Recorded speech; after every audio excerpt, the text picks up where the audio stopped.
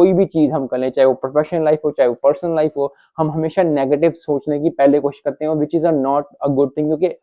सबसे बड़ी बात है कि आपके अपने लिए अच्छी बात नहीं है, और फिर दूसरे आप लोगों को क्या टीच कर रहे हो। अगर आपके बच्चे हैं, अगर आपके दोस्त हैं, अगर आप स्कूल जाते हो, यूनिवर्सिटी जाते हो, किसी से मिलते हो, अगर आप उसको जाकर कह रहे हो कि देखा उसने ये किया था, देखा उसने वो किया था, आप कर क्या रहे हो? आप बेसिकली एक नेगेटिव थॉट जो है वो किसी के अंदर डाल रहे हो, और इस बात को फिर जो है